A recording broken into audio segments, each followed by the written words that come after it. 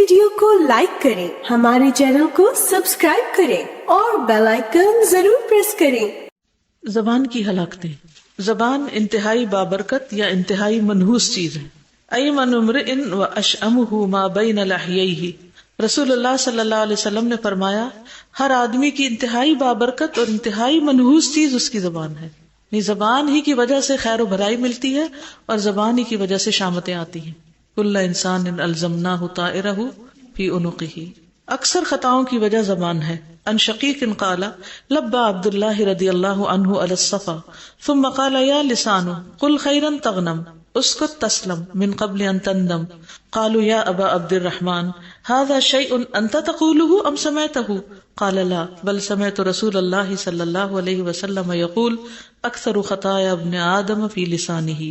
شقیق بن عبداللہ بیان کرتے ہیں کہ سیدنا عبداللہ بن مسعود نے صفا پہاڑی پر تلبیہ پڑھا، پھر فرمایا اے زبان خیر و بھلائی پر مشتمل کام کرو تاکہ تو غنیمت حاصل کر لے، تو خاموش رہا کر تاکہ سلامت رہے اور ندامت نہ ہو۔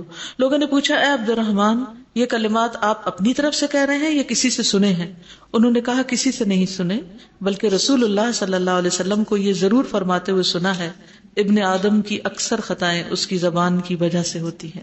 ان شقیق، شقیق سے روایت ہے، قالا کہتے ہیں لبا تلبیہ کہا، لبیک کہا عبداللہ بن مسعود رضی اللہ عنہ نے علی الصفا صفا پہاڑی پر، ثم قالا پھر کہا یا لسان اے زبان قل خیرن کہو اچھا، تغنم تم فائدہ اٹھاؤ گی، اسکت خاموش رہو، تسلم تم سلامت رہو گی، من قبل ان تندم اس سے پہلے کہ تم ندامت اٹھاؤ۔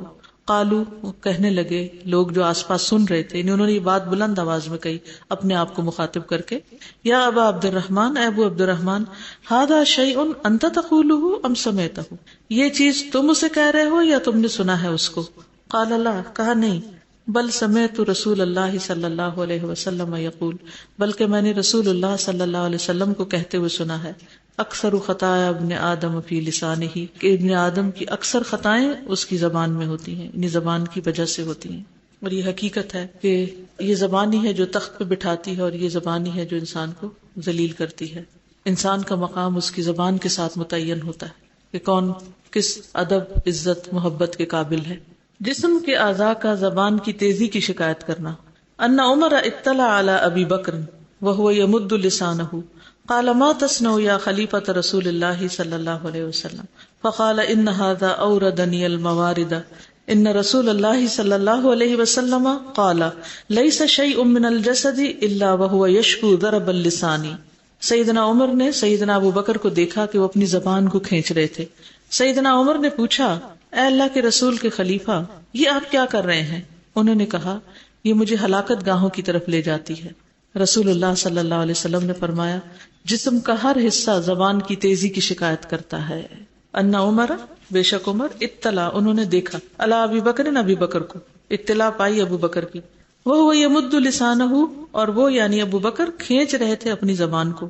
فقالا تو عمر نے کہا ما تصنع کیا کر رہے ہیں آپ یا خلیفۃ رسول اللہ اے اللہ کے رسول کے خلیفہ؟ فقالا تو ابو بکر بولے ان ھذا بے شک یہ زبان اوردنی وارد کرتی ہے مجھے، لا ڈالتی ہے مجھے، دھکیلتی ہے مجھے، المواردہ دھکیلنے کی جگہ یعنی ہلاکت کی جگہ پر۔ ان رسول اللہ بے شک رسول اللہ صلی اللہ علیہ وسلم نے قال فرمایا لیس شیء من الجسد نہیں کوئی چیز جسم میں سے، الا مگر وہو یشکو مگر وہ شکایت کرتی ہے، ضرب اللسان زبان کی تیزی کی، یعنی سارا جسم پریشان ہوتا ہے زبان کی تیزی سے۔ اصل میں آپ نے دیکھا ہوگا کہ جب ہم بولتے ہیں تو ہماری بات کان تو سنتے ہی ہیں لیکن اس کے اثرات ہماری سکن پر، ہمارے باقی اعضاء پر بھی پڑ رہے ہوتے ہیں۔ کیا غصے میں بلڈ پریشر ہائی ہوتا ہے؟ اور جب بلڈ پریشر ہائی ہوتا ہے تو اس سے سارا جسم متاثر ہوتا ہے یا نہیں؟ جب ہم چیختے چلاتے اور ہمارے کان زور کی آواز ہماری اپنی ہی سنتے ہیں، کیا اس کے اثرات ہماری باقی اعضاء پر پڑتے ہیں؟ بعض اوقات دیکھا کہ لوگوں کے ہاتھ کانپنے لگتے ہیں، بعض اوقات جسم شور کرنے لگتا ہے، بعض اوقات پسینے آنے لگتے ہیں، بعض اوقات انسان کسی کو ایسی بات کہہ دیتا ہے جس کے جواب میں اس کو وہ کچھ سننا پڑتا ہے کہ جس کو ہوش گم کر دیتا ہے۔ یعنی کئی دفعہ اپنی ہی بات نہیں ہوتی، دوسرے کی بات بھی ہوتی ہے، لیکن دوسرے کی بھی کیوں سننی پڑتی ہے؟ کیونکہ آپ نے اس کو چھیڑا، آپ نے اس کو ایسی بات کہہ دی کہ جس سے وہ غضبناک ہو گئے۔ بڑے تو بڑے، بعض اوقات بچے بھی چیخنے چلانے لگتے ہیں۔ کئی دفعہ ایسا ہوتا ہے نا کہ آپ بچے کو ڈانٹ دیتے ہیں، بچہ رونا شروع کر دیتا ہے اور پھر دم ہی نہیں لیتا، روئے چلے جاتا اور آپ ہی کو پریشان کر دیتا رو رو کے. تو کبھی سوچے انسان کے روٹ کاز کیا ہے، آغاز کہاں سے ہوا، شروع کہاں سے ہوا؟ تو زبان ہی کی ہے، کنجی زبان ہی ہے، وہ کھلی تو سارا فساد کھل گیا.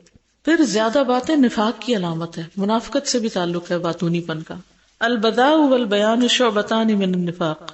رسول اللہ صلی اللہ علیہ وسلم نے فرمایا فحش گوئی اور زیادہ باتیں کرنا نفاق کے 2 شعبے ہیں. بدا فحش گوئی، بے حیائی کی باتیں کرنا، والبیان اور بہت بولنا، شعبتان 2 شعبے ہیں، 2 حصے ہیں، 2 ڈپارٹمنٹس ہیں، من النفاق، نفاق کے. والبذاء هو الفحش فی الکلام، اور بذاء کلام میں فحش گوئی کے لیے آتا ہے. والبیان هو کثرت الکلام، اور بیان کا مطلب کثرت کلام ہے. مثل هؤلاء الخطباء، ان خطیبوں کی طرح، الذین یخطبون، جو خطبے دیتے ہیں، فیوسعون فی الکلام، تو وسیع کرتے جاتے ہیں کلام کو، بات پھیلاتے جاتے ہیں.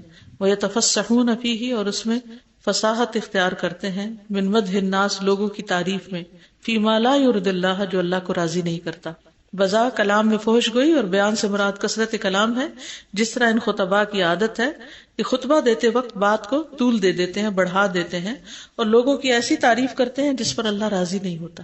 تو ایسا بیان، ایسی باتیں کہ جس میں حق کے علاوہ ناحق باتیں کہی گئی ہوں، یا فضول گفتگو ہو، یا صرف بیانات ہوں، یا صرف جیسے کہتے ہیں نا کہ بات کرنے کو بات کرنا. بعض اوقات سیاستدانوں کو بھی دیکھا گیا کہ اگر ان کی پوری گفتگو کو اینالائز کیا جائے تو اس میں کوئی کام کی بات، کوئی فائدے کی بات، کوئی کانٹینٹ نہیں ہوتا، صرف اس پہ تبصرہ، اس پہ تبصرہ، اس پہ الزام تراشی، اس پہ الزام تراشی، یا دھمکیاں، یا اور اس طرح کی باتیں. انسان حیران ہو جاتا ہے کہ اتنے بڑے مقامات پر پہنچے ہوئے لوگ کس قسم کی گفتگو کر رہے ہیں. تو اللہ نے اگر ہمیں اسٹیج دیا ہو، مائک دیا ہو، تو پھر سوچ سمجھ کے فائدے کی بات کرنے کی ضرورت ہے، بیکار باتیں نہیں اس سے کی جائیں.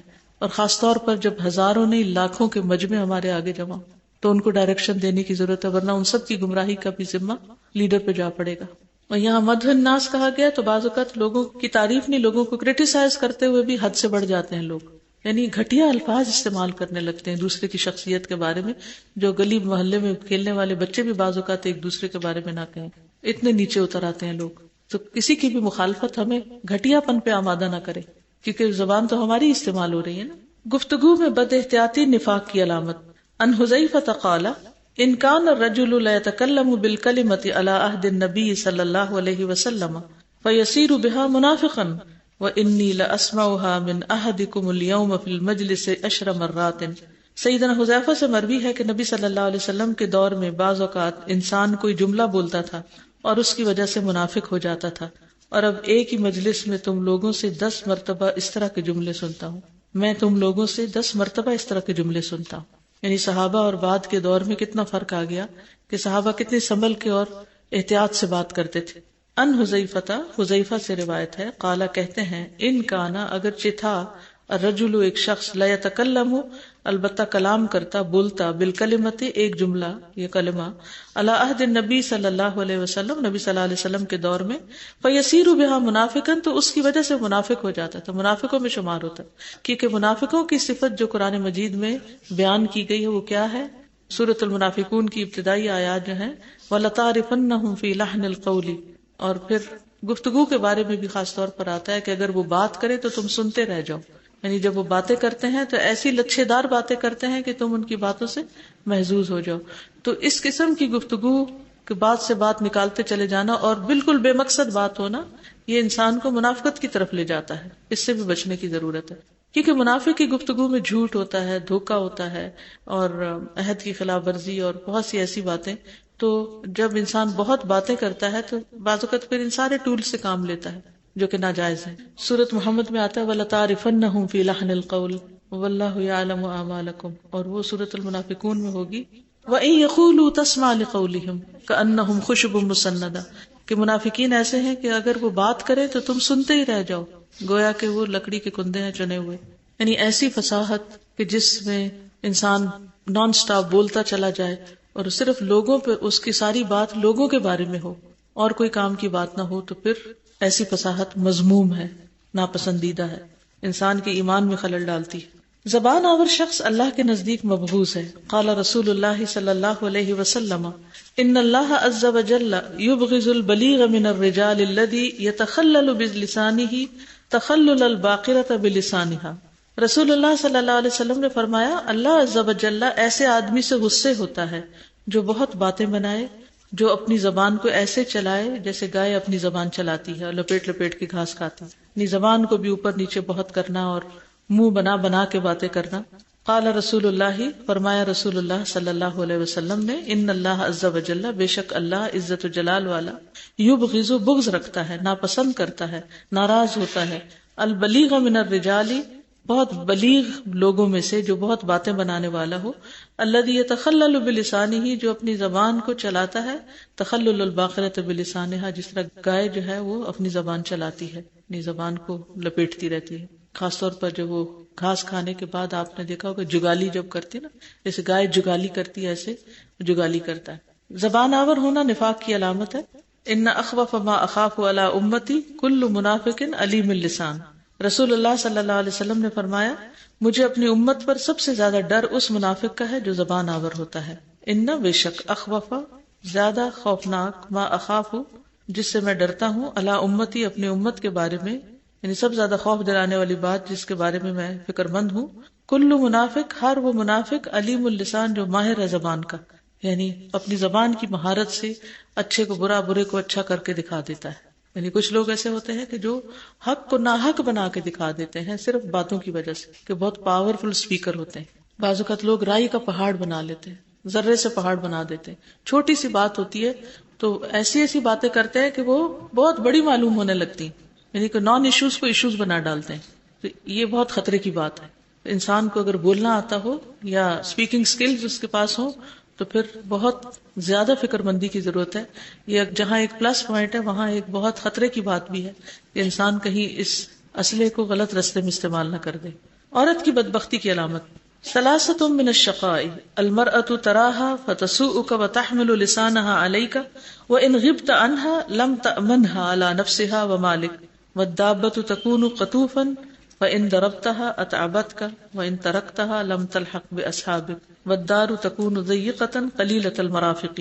رسول اللہ صلی اللہ علیہ وسلم نے فرمایا تین چیزیں بدبختی سے ہیں، ایسی عورت کہ تم اس کو دیکھو تو وہ تمہیں بری لگے، اور جو تم پر زبان چلائے یعنی شوہر کے آگے بولے، اور اگر تم اس سے غائب ہو جاؤ تو اپنے نفس کی اور تمہارے مال کی حفاظت نہ کرے، ایسی مریل سواری کہ اگر تم اسے مارو اور چلاؤ تو وہ تمہیں تھکا دے، اور اگر تم اسے چھوڑ دو تو وہ تمہیں جلدی لوگوں تک نہ پہنچائے، یعنی قافلے کے ساتھ نہ چلے، اور ایسا گھر جو تنگ اور کم سہولتوں والا ہو۔ ثلاثتن، تین چیزیں، من الشقاء، بدبختی میں سے ہیں۔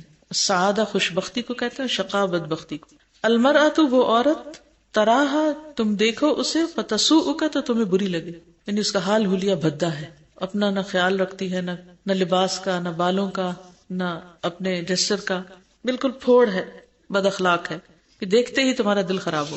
وتحمل لسانها علیک، اور تم پر رکھتی ہے اپنی زبان، یعنی تم پہ خوب بڑھ چڑھ کے بولتی۔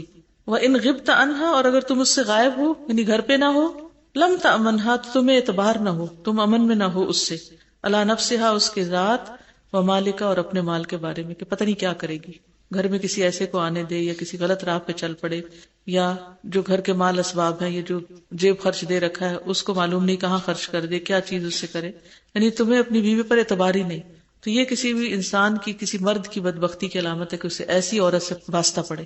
دوسرے سواری، گاڑی ہو یا اونٹنی ہو، تکون قطوفاً، جو سست رفتار ہو، سپیڈ نہ پکڑتی ہو، فإن ضربتها، پھر اگر تم اسے مارو، اتعبتک، تو تمہیں تھکا دے، یہ تھکا دے، مارنے میں بھی تو محنت لگتی ہے نا، کہ بار بار ایڑ لگا رہے ہیں، اس کو چلا رہے ہیں، اس کی باگیں کھینچ رہے ہیں کہ چلو چلو، لیکن وہ چل کے نہیں دیتی۔ وإن ترکتها، اور اگر تم اسے چھوڑ دے، یعنی اسے نہ مارو، نہ اسے ٹٹکارو، لم تلحق باصحابک، تو تمہیں تمہارے ساتھیوں سے نہیں ملائے گی، لم تلحق، نہیں ملے گی، باصحابک، تمہارے ساتھیوں سے، یعنی قافلے سے پیچھے رہ جاؤ گی۔ تو سفر میں انسان کیا چاہتا ہے ہمیشہ کہ جلدی گھر پہنچے اور محفوظ طریقے سے پہنچے، تو ایسی سواری اگر کسی کے پاس ہو جو یہ مقصد پورا نہ کرے تو یہ اس کی بدبختی کی علامت ہے، یعنی خراب گاڑی ہو یا جو بھی سواری ہو۔ والدار، اور گھر، تکون ضیقۃ، تنگ ہو، چھوٹا ہو، قلیلۃ المرافق، کم آرام کی چیزیں ہو اس میں، کم سہولتوں والا ہو۔ جی کچھ کہنا چاہیں گے؟ یعنی ایسا گھر ہو کہ جس میں انسان کی ضرورت پوری نہ ہو، پیچھے نا وسعہ بیتہ، اس کا گھر اسے کچھ آدگی دے، کہ وہ گھر جس میں ساری سہولتیں، ضرورتیں موجود ہیں، اور اتنا چھوٹا سائز میں چھوٹا ہو، یا بنا ہوا ایسا ہو کہ نہ دھوپ آتی ہو نہ ہوا آتی ہو اس میں، اور نہ ہی چیزیں رکھنے کی پراپر جگہ ہو کہ سارا وقت انسان اسی سے اسٹرگل کرتا رہے. اور کام نہیں ہو سکتا بالکل، کیونکہ اگر ساتھی ایسا ہے تو سارا وقت دھیان ادھر لگا رہے گا کہ یہ گھر میں ہوتے ہوئے بھی ایک چک چک لگی رہے گی. گاڑی ہے تو اس میں بیٹھ کے مصیبت، گھر کے اندر ہے تو وہ مصیبت، باہر نکلا تو یہ مصیبت، اور واپس آئے گھر کی تنگی مصیبت. تو اسی لیے ہمیں وہ دعا سکھائی گئی نا، اللہم اغفر لی ذنبی ووسع لی فی داری وبارک لی فی رزقی. پیج 7 پہلی حدیث. البذاء فحش گوئی، والبیان اور بہت باتیں کرنا، شعبتان دو حصے ہیں یا دو شعبے ہیں، من النفاق نفاق کے. ایمن امرئ انتہائی بابرکت، یمن یمین ہوتا ہے نا دائیں ہاتھ برکت کی علامت، تو ایمن سب سے زیادہ بابرکت افعال کے صیغے پر، امرئ انسان کے یعنی سب سے بابرکت چیز انسان کی، وہ اشعم اور سب سے شؤم ہوتا ہے نا بدقسمتی، اور سب سے بدبخت چیز منحوس چیز انسان کے لیے، ما بینا جو درمیان میں ہو، لحییہ اس کے دو جبڑوں کے یعنی زبان. ٹھیک ہے آگے چلتے. تکلف سے گفتگو کرنے والوں کا انجام.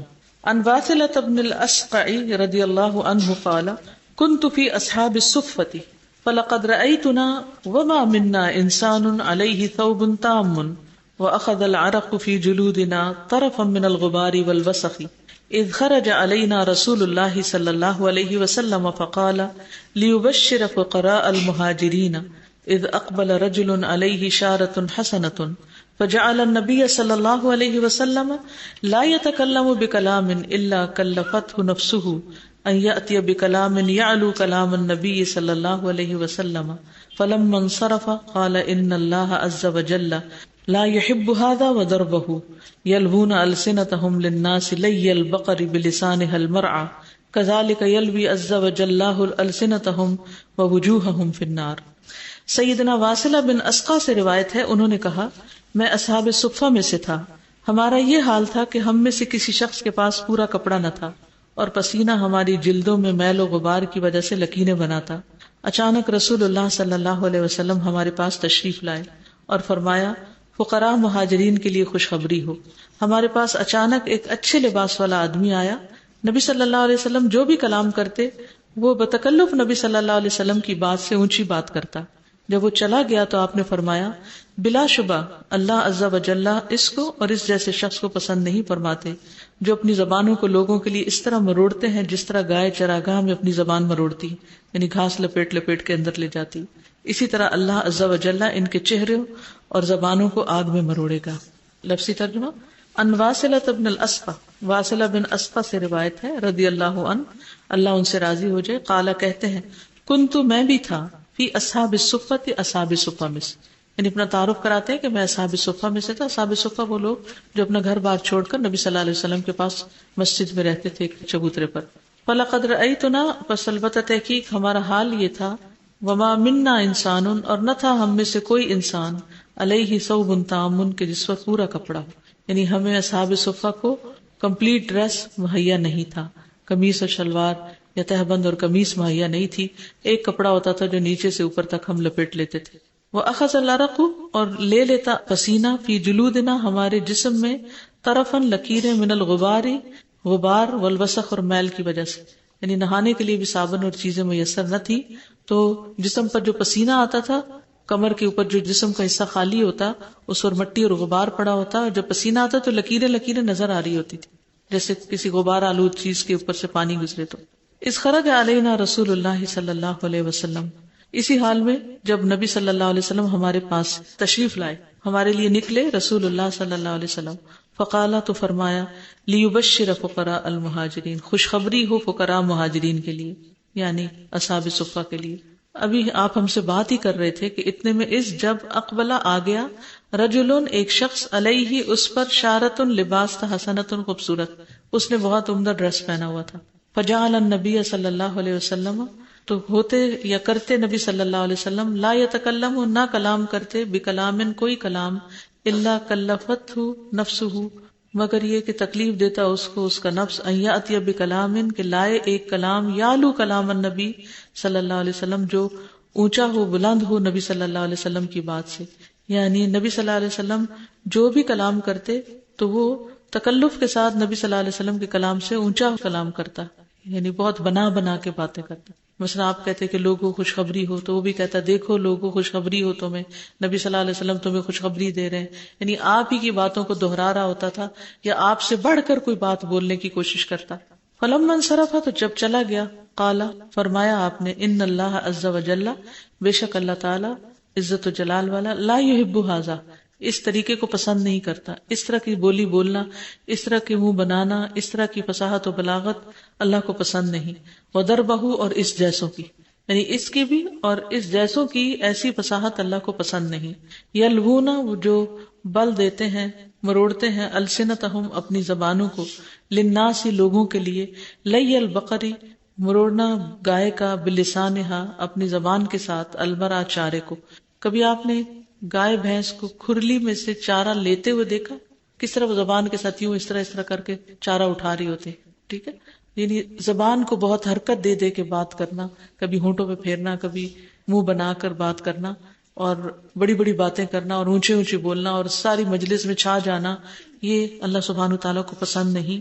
کذالک یلوی، اسی طرح مروڑے گا اللہ عز وجل، اللہ عز وجل، السنتہم، ان کی زبانوں کو، ووجوہہم، اور ان کے چہروں کو، فی النار، آگ میں. یعنی جو قرآن مجید میں آتا ہے نا سورۃ الحجرات میں، یا ایھا الذین آمنوا لا تقدموا بین یدی اللہ ورسولہ، اللہ اور اس کے رسول سے آگے بڑھ کے بات مت کرو.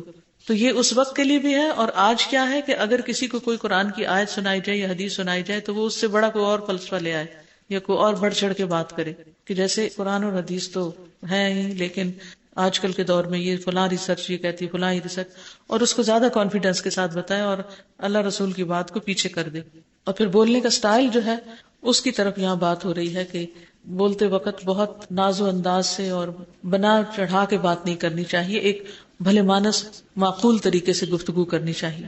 بے احتیاط گفتگو بدترین امتیوں کی نشانی ہے. سیکون رجال من امتی یاکلون الوان الطعام ویشربون الوان الشراب ویلبسون الوان الثیاب ویتشدقون فی الکلام ویرکبون من الدواب الوانا واولئک شرار امتی. رسول اللہ صلی اللہ علیہ وسلم نے فرمایا، ان قریب میری امت میں ایسے لوگ ہوں گے جو طرح طرح کے کھانے کھائیں گے، رنگ برنگے مشروب پیئیں گے، طرح طرح کے کپڑے پہنیں گے، گفتگو میں بے احتیاطی برتیں گے، طرح طرح کی سواریوں پہ سوار ہوں گے. وہ میری امت کے بدترین لوگ ہوں گے. اور آج ہماری نگاہوں میں ایسے لوگ سب سے اعلیٰ درجے کے ہو گئے. لفظی ترجمہ، سیکون، ان قریب ہوں گے، رجال، کچھ لوگ، من امتی، میری امت سے، یاکلون، وہ کھائیں گے، الوانا، رنگ رنگ کے، الطعام، کھانے، یعنی قسم قسم کے. رنگ سے مراد کلرفل کھانے بھی ہو سکتے ہیں کہ بہت زیادہ کلر کا استعمال، حالانکہ جو فوڈ کلرز ہیں وہ بھی صحت کے لیے کتنے نقصان دہ ہیں، لیکن ہم صرف فلیور یا شکل کے لیے بعض اوقات ہم رنگ ڈالتے رہتے ہیں. وَيَشْرَبُونَ أَلْوَانَ الشَّرَابِ، اور وہ پیئیں گے رنگین ڈرنکس، کلرفل ڈرنکس. وَيَلْبَسُونَ أَلْوَانَ الثِّيَابِ، اور پہنے کے کلرفل ڈریسز، یعنی مردوں میں بھی، رجال کی بات خاص طور پہ ہو رہی ہے. وَيَتَشَدَّقُونَ فِي الْكَلَامِ، اور بہت بے احتیاطی کریں گے بات چیت میں. وَيَرْكَبُونَ، اور سوار ہوں گے، مِنَ الدَّوَابِ، سواریوں میں سے، الوانن، رنگ رنگ کی، یعنی ڈفرنٹ قسم کی. وَأُولَئِكَ شِرَارُ أُمَّتِي، یہ لوگ میری امت کے بدترین لوگ ہوں گے. اور خاص طور پر اگر یہ سب کچھ دکھاوے کے لیے اور دوسروں پہ دھونس جمانے کے لیے ہو تو انتہائی بدترین ہے. یعنی ویسے بھی بہت زیادہ دنیاوی رنگ و رونق اور رنگوں میں کھو جانا جو ہے وہ پسندیدہ نہیں، کیونکہ اس طرح انسان آخرت کی یاد کو بھلا دیتا ہے. اور اگر صرف اس لیے ہو کہ اللہ نے بہت دیا ہے تو صرف اپنی عیش و عشرت میں ہی سب کچھ لگا دے، کھانے میں بھی سادگی نہ، اور پہننے میں بھی، اور پینے میں بھی، اور سواری میں بھی، ہر چیز میں صرف دنیا ہی دنیا ہو، تو آپ نے ایسے وقت کی پیشن گوئی کی کہ بدترین حصہ ہوگا میری امت کا. اور ہم دیکھ کر جو حالات ہیں ہمارے اور جو دنیا میں ہماری عزت ہے، اس کے بعد ہم دیکھ سکتے ہیں کہ سب کچھ ہوتے ہوئے بھی آپ صلی اللہ علیہ وسلم کی بات کتنی سچ ہے کہ کسی چیز کا بھی روب نہیں ہے. مال کا ضیاع اور 3 چیزیں بدبختی کی علامت ہیں، اور کثرت کلام، اور تو اس میں بھی دیکھ لیں. اور پھر یہ بھی حدیث ہم پڑھ رہے ہیں تو جو بھی فنکشنز ہوتے ہیں امیر آدمیوں کے، اس میں یہی ساری چیزیں ہوتی ہیں. کثرت کلام ہوتی ہے، مال کا ضیاع ہوتا ہے، رنگ برنگے مشروبات ہوتے ہیں، طرح طرح کے کھانے ہوتے ہیں. اور بعد میں کوئی ہم سے پوچھتا ہے کہ کیسا تھا فنکشن، تو ہم کہتے ہیں بہت اچھا، ایکسیلنٹ. یعنی اس پر کوئی غم، افسوس، دکھ نہیں ہوتا. ہاں، دکھ نہیں ہوتا، بلکہ ہم اچھے اچھے کمنٹس دے رہے ہیں، بلکہ وہاں سے آئیڈیاز لے رہے ہوتے ہیں کہ جب ہم کریں گے تو اس سے بہتر اس کیسے سے بہتر کریں گے. زیادہ اگر کسی سے کہیں کہ یہ غلط ہے، اتنا زیادہ مطلب پیسہ نہیں لگانا چاہیے کپڑوں پر یا کھانے پینے پر، تو وہ آگے سے کہتے ہیں کہ اللہ تعالیٰ نے دیا ہے تو اس کو دکھانا تو چاہیے نا. کتنے ہی لوگ ہیں جن کو 2 وقت کا کھانا میسر نہیں، اگر اللہ نے دیا تو ان کے لیے کچھ کریں. آگے چلیں. ایک غلط بات دنیا اور آخرت کی تباہی کا سبب. قال ابو ہریرہ سمعت رسول اللہ صلی اللہ علیہ وسلم یقول کان رجلان فی بنی اسرائیل متآخیین فکان احدهما یذنب والآخر مجتہد فی العبادۃ فکان لا یزال المجتہد یری الآخر علی الذنب فیقول اقصر فوجدہ یوما علی ذنب فقال له اقصر فقال خلنی وربی ابعثت علی رقیبا فقال واللہ لا یغفر اللہ لک او لا يدخلك الله الجنة فقبض ارواحهما فاجتمع عند رب العالمين فقال لهذا المجتهد اكنت بي عالما او كنت على ما في يدي قادرا وقال للمذنب اذهب فادخل الجنة برحمتي وقال للآخر اذهبوا به الى النار. قال ابو هريرة والذي نفسي بيده لتکلم بکلمۃ اوبقت دنیاہ وآخرتہ.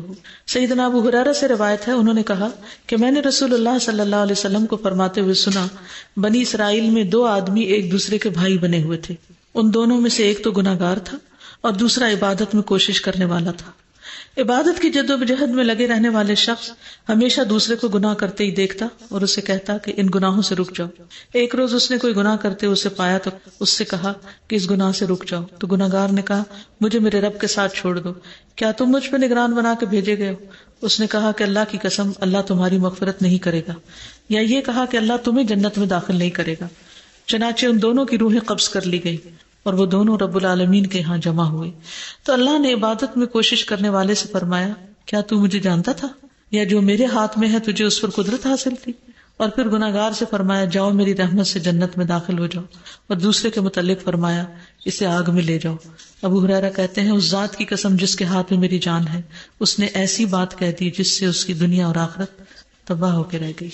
جب اللہ ہمیں ہدایت دے، دین کا رستہ دکھائے، تو ہمیں دوسروں کو لک ڈاؤن بھی نہیں کرنا، ان کے لیے خیر خواہی کرنی ہے، ان تک خیر کی بات پہنچانی ہے. لیکن کسی کے گمراہ ہونے کے اور جہنمی ہونے کے اور کافر ہونے کے بات پہ فتوے دینا یہ بڑی خطرناک بات ہے. وہ پیچھے ہم نے پڑھا تھا نا کہ ایک بات انسان کی ساری عمر کی محنت کو ضائع کر کے رکھ دیتی، وہ اس قسم کی باتیں ہوتی کہ فلاں تو جنت میں نہیں جائے گا، یا کسی کو کہتے فلاں جنتی ہے. یہ دونوں طرح ہی بات ٹھیک نہیں. لفظی ترجمہ دیکھیے. قال ابو ہریرہ ابو ہریرہ نے کہا سمعت رسول اللہ صلی اللہ علیہ وسلم، میں نے سنا رسول اللہ صلی اللہ علیہ وسلم کو یقول فرماتے ہوئے، کان رجلان فی بنی اسرائیل، تھے 2 لوگ بنی اسرائیل میں، متآخیین بھائی 2 بھائی بنے ہوئے تھے، فرینڈز تھے. فکان احدہما یذنب، تو ان میں سے ایک گناہ کرتا، والآخر اور دوسرا مجتہد فی العبادہ، عبادت میں بڑی محنت کرتا تھا. اللہ اکبر. مجتہد اجتہاد ہوتا ہے ہر درجے کی کوشش. فکان لا یزال المجتہد یری الآخر علی الذنب، فکانا تو تھا لا یزال ہمیشہ المجتہد نیک بندہ جو نیکی میں محنت کرتا تھا، یرا دیکھتا الآخر دوسرے کو علی الذنب گناہ پر، یعنی وہ ہمیشہ دوسرے بھائی کو دیکھتا کہ وہ غلط کام ہی کر رہا ہے. فیقول اقصر، تو اسے کہتا باز آ جا، کم کرو، یہ نہ کرو، یعنی اسے نہی عن المنکر کرتا. فوجدہ یوما، تو پایا اس کو ایک دن، علی ذنب ایک گناہ کی حالت میں. فقال له اقصر، اسے کہا باز آ جاؤ. فقال خلنی، تو گناہگار کہنے لگا چھوڑو مجھے، اور ربی، اور میرے رب کا معاملہ ہے. ابو استا علیہ رقیباً، کیا تم مجھ پہ نگران بنا کے بھیجے گئے ہو؟ فقال، تو کہا واللہ، تو غصے میں آ گیا نا وہ، کہنے لگا نیک شخص، واللہ لا یغفر اللہ لک، اللہ کی قسم اللہ تجھے معاف نہیں کرے گا، استغفر اللہ. او لا يدخلك اللہ الجنہ، یا نہیں تجھے داخل کرے گا اللہ جنت میں. فقبض ارواحهما، تو قبض کر لی گئی ان دونوں کی روحیں. فاجتمعا، تو دونوں اکٹھے ہوئے، عند رب العالمین، رب العالمین کے پاس. فقال لهذا المجتہد، تو اس نیکوکار مجتہد سے کہہ دیا گیا، یعنی جو عبادت میں محنت کرنے والا تھا، اس سے کہا گیا اکنت بی عالما، کیا تم مجھے جانتے تھے؟ او کنت علی ما فی یدی قادرا، یا تھے تم جو میرے ہاتھ میں تھا اس پہ قادر، یعنی یہ فیصلہ تو میرا ہے کہ کون جنت میں جائے گا اور کون جہنم میں. یغفر لمن یشاء ویعذب من یشاء، استغفر اللہ. وقال للمذنب، اور کہا گناہگار سے، اذهب، جاؤ، فادخل الجنۃ، جاؤ جنت میں داخل ہو جاؤ، برحمتی، میری رحمت کے ساتھ. وقال للآخر، اور دوسرے سے کہا اذهبوا به الى النار، اسے آگ میں لے جاؤ. وقال للآخر، آخر نہیں، آخر ہوتا آخری، یہاں دوسرا مراد ہے. اذهبوا به الى النار، اسے آگ میں لے جاؤ. قال ابو ہریرہ نے کہا والذی نفسی بیدہ، قسم اس ذات کی جس کے ہاتھ میں میری جان ہے، لتکلم، البتہ اس نے بولا، بکلمۃ، ایک بول، او بقت، ہلاک کر دیا اس نے، دنیا ہو، اس کی دنیا، و آخرت ہو، اس کی آخرت کو، ساری عبادت کی محنت ضائع ہو کر رہ گئی صرف ایک زبان کی بات کی وجہ سے۔ یہ بھی شیطان کا بہت بڑا وار ہوتا ہے کہ جب ہم نیکی کے راستے پر ہوتے ہیں تو ہمیں دوسروں کی برائیاں بہت نظر آنے لگتی، اور پھر ہم نفرت بھی شروع کر دیتے ہیں، اور ان پہ تبصرے بھی شروع کر دیتے ہیں، اور ان کے فیصلے بھی خود کرنے لگتے ہیں۔ تو اس عادت سے باز آنا چاہیے۔ کسی کو غلط کام کرتے دیکھیں تو نہیں، انل منکر تو کریں، لیکن بس جو اسٹاپ، اس کے بعد آگے کسی اور کو جا کے اس کی برائیاں بتانے کی یا مزید اس کے فیصلے کرنے کی ہمیں اجازت نہیں ہے۔ جی، ایک چیز سیکھیے کہ آپ کسی بھی فیلڈ میں ہو نا، اگر آپ لمٹس کراس کرتے ہیں تو آپ بہت لاس میں آتے ہو، اور اس بات کو اللہ تعالیٰ قرآن میں بہت کلیئرلی ایکسپلین کرتے ہیں کہ وَمَن يَتَعَدَّ حُدُودَ اللَّهِ فَأُولَٰئِكَ هُمُ الظَّالِمُونَ، اور آپ ظالم رانگ ڈوور ہوتا ہے۔ تو جس انسان نے یہ کیا وہ ایکچولی رانگ ڈوور تھا، اس نے رانگ کام کیا اور اس کا ریزلٹ اپنے آپ رانگ ہو گیا۔ کام نہیں کیا، یعنی لفظ بولا، لفظ غلط بولا۔ بات بولی۔ یعنی اصل میں جو فوکس ہے ہمارا وہ زبان کی حفاظت کے اوپر ہے، کہ بعض اوقات آپ کام سارے اچھے کرتے ہیں، تہجد پڑھ رہے ہیں، صدقہ خیرات کر رہے ہیں، نیکی کے ہر کام میں بھاگ بھاگ کے تھکے ہوئے ہیں، لیکن زبان کنٹرول میں نہیں، ساری شامت زبان کی بے احتیاطی کی۔ مجھے جو سوچ ابھی آ رہی تھی اور بہت پریشان کی، یہ جو جملہ اکثر ہم لوگوں نے سنا ہوگا، گو ٹو ہیل، مجھے کیا پرواہ، جاؤ جہنم میں۔ تو اس کو سوچ کر مجھے بہت ہی ڈر لگا کہ جب لاپرواہی میں ہم لوگ اس طرح کے جملے، اللہ معاف کرے کہ نہ ہی استعمال کیے ہوں، اس چیز سے یہ بھی کہتے ہیں استاذہ کہ اس کو نہیں ہدایت آنی، اس نے نہیں سمجھنا۔ ہاں جی بالکل، یہ تو بہت احتیاط کرنی، یہ سمجھنے والا نہیں، اس کو نہیں ہدایت ملنی۔ ہم کون ہیں؟ اللہ ہدایت دیتے، آخری لمحے کسی کو ہدایت دے دے اور لا الہ الا اللہ پڑھ لے تو جنت میں چلا جائے، اور ہم فتوے دینے والے پتہ نہیں کہاں کھڑے ہیں۔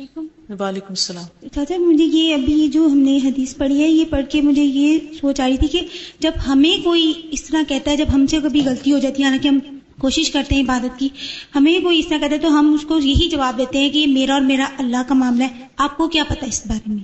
تو یہاں ہم اگر کسی سے کہتے ہیں کہ آپ بھی نماز پڑھا کرو یا آپ بھی کوشش کیا کرو نیک کام کرنے کی، تو وہ آگے سے ہمیں یہی جواب آگے دیتے سے ہیں۔ ری ایکشن اسی طرح کا ہوتا ہے لوگوں کا، جی تو اس پہ صبر کرنا چاہیے۔ جی یا بنی وامر بالعرف وانہا عن المنکر واصبر علی ما اصابک، کہ جو دوسرے کا نیگیٹو ری ایکشن آ رہا ہے اس پہ کنٹرول کرو اپنے آپ کو۔ جی، ان کا یہی جواب ہوتا ہے کہ مطلب کہ ہم اللہ تعالیٰ کی رحمت سے مایوس نہیں ہیں، اللہ تعالیٰ سب کے لیے بہت رحیم تو ہے۔ نہیں ہونا چاہیے مایوس، کیونکہ اللہ تعالیٰ کسی وقت بھی ہدایت دے سکتا ہے۔ اس طرح استاذہ ایک دفعہ میرے پاس ایک لڑکی آئی تھی تجوید پڑھنے کے لیے، تو وہ یہ گھبراتی رہتی تھی، بار بار پوچھتی رہتی تھی میں پڑھ لوں گی، مطلب اس میں کوئی کانفیڈینس ہی نہیں تھا۔ تو بعد میں مجھے پتہ لگا کہ پہلے یہ کسی اور یعنی خاتون کے پاس گئی تھی قرآن پڑھنے، جو کہ بہت زیادہ دین کی خدمت کرتی ہیں، لیکن یہ مطلب ان کے گھر کام کرتی تھیں، اور انہوں نے ان کو کہا کہ آپ نماز پڑھ لو، تو اس نے آگے سے کہا میرے کپڑے گندے، میں نہیں پڑھ سکتی۔ تو ان خاتون کو غصہ آ گیا، اور انہوں نے پھر مطلب اس کو نوکری سے بھی نکال دیا، اور اس کو کہا کہ اب میں نے تمہیں بد دعا دے دی ہے، تم کبھی بھی قرآن نہ پڑھ سکو۔ تو اس سے اس کا کانفیڈنس اتنا تباہ ہو گیا تھا کہ وہ واقعی یہی سمجھتی تھی کہ میں نہیں پڑھ سکتی۔ ہم دین کی خدمت کرنے والے اور دین کے کام کرنے والے کسی دھوکے میں نہ رہیں، ہم بھی بہت بڑے خطرے میں ہیں۔ السلام علیکم استاذہ، ہم سمجھتے ہیں کہ جس طرح انما الاعمال بالنیہ، ہم کہتے ہیں جی زیادہ تر کہ عملوں کا دار و مدار نیت پر، اور ہم یہ نہیں سوچتے کہ عملوں کا دار و مدار خاتمے پر بھی ہے، کہ خاتمہ ہمارا پتہ نہیں کس پہ ہو، اللہ تعالیٰ ہمیں اس کی پرواہ کرنی ہے، ہمیں دوسروں کی فکر ہوتی ہے کہ وقتی ہم دیکھتے ہیں آخر کا نہیں ہمیں فکر ہوتی، اپنی نہیں اپنی فکر کریں تو دوسروں کا ہمیں زیادہ ہو گئی نہیں۔ بالکل جی